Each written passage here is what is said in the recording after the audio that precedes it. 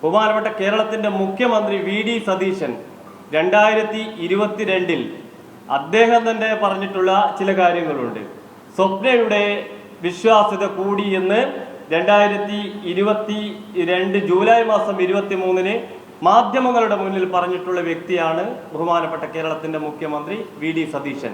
അന്ന് അദ്ദേഹം പറഞ്ഞത്, സ്വർണ്ണക്കള്ളക്കടത്ത് കേസിലെ പ്രതി സ്വപ്ന സുരേഷ് പറയുന്നത് വെറും ആരോപണങ്ങളല്ല എന്ന് തെളിഞ്ഞെന്നും സ്വപ്ന സുരേഷിന്റെ വിശ്വാസ്യത തെളിഞ്ഞു എന്നുമാണ്. അതേ സ്വപ്ന സുരേഷ് ഡോളർ കള്ളക്കടത്തു കേസിൽ ബഹുമാനപ്പെട്ട അന്നത്തെ കേരളത്തിന്റെ മുഖ്യമന്ത്രി പിണറായി വിജയനും കേരളത്തിന്റെ ബഹുമാനപ്പെട്ട അന്നത്തെ സ്പീക്കർക്കും 3 മന്ത്രിമാർക്കും അന്നത്തെ മുഖ്യമന്ത്രിയുടെ പേഴ്സണൽ സ്റ്റാഫിനും ബന്ധമുണ്ട് എന്ന് ആരോപിച്ചിട്ടുള്ള ആളാ സ്വപ്ന സുരേഷ്.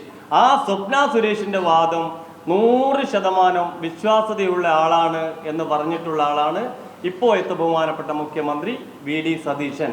അങ്ങനെ വരുമ്പോൾ ബഹുമാനപ്പെട്ട നമ്മുടെ മുഖ്യമന്ത്രി വി.ഡി. സതീശന് അൾസിമേഷ്യസ് രോഗം ബാധിച്ചിട്ടുണ്ടോ എന്നൊരു പരിശോധന വിധേയമാക്കേണ്ടിയിരിക്കുന്നു. കാരണം സ്വപ്ന സുരേഷ് പറഞ്ഞ ഡോളർ കള്ളക്കടത്തുമായി ബന്ധപ്പെട്ട് കേരളത്തിൽ നിന്ന് ഈജിപ്ഷ്യൻ പൗരൻ വിദേശത്തേക്ക് കടത്തിയിട്ടുള്ള ഡോളർ വാങ്ങിച്ച ആള് എന്നുള്ള നിലയിലാണ് കസ്റ്റംസ് ഇദ്ദേഹത്തെ ചോദ്യം ചെയ്തിട്ടുള്ളത്.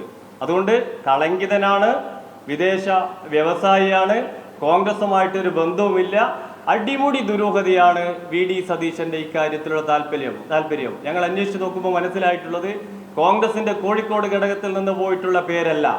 ആരാണ് ഈ പേര് നിർദ്ദേശിച്ചിട്ടുള്ളത്? ഈ വിദേശ വ്യവസായി ഈ ബഹുമാനപ്പെട്ട കേരളത്തിന്റെ മുഖ്യമന്ത്രിയുടെ ബിനാമിയാണോ? അദ്ദേഹത്തിന് കേരളത്തിലെ പല UDF ജയിച്ച മണ്ഡലങ്ങളിലെ തെരഞ്ഞെടുപ്പിന്റെ ഫണ്ട് സ്പോൺസർ ചെയ്തിട്ടുള്ള ആളാണോ? ഇതേ ബഹുമാനപ്പെട്ട കേരളത്തിന്റെ മുഖ്യമന്ത്രി മംഗലാപുരത്ത് പോയിട്ട് അവിടെയും ഒരു വിവാദ വ്യവസായിയായിട്ടുള്ള BM ഫറൂഖിനെ കണ്ടിട്ടുണ്ട്. ഇത് തമ്മിൽ എന്തെങ്കിലും ബന്ധമുണ്ടോ? ഇതൊക്കെ തന്നെ പരിശോധിക്കേണ്ടിയിരിക്കുന്നു. എന്തായാലും ഭാരതീയ ജനതാ പാർട്ടിയുടെ നിലപാട് വളരെ വ്യക്തമാണ്.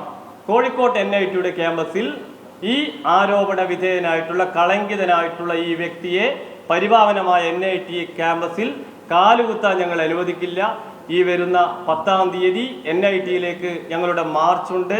എന്തായാലും കേരളത്തിൽ ഇക്കാര്യത്തിൽ നിലപാടെടുക്കേണ്ടത് കേരളത്തിലെ ഹയർ എഡ്യൂക്കേഷന്റെ അണ്ടർ സെക്രട്ടറിയാണ്. കാരണം ഗവൺമെന്റ് നോമിനിയാണ്, സംസ്ഥാന ഗവൺമെന്റിന്റെ നോമിനിയാണ്.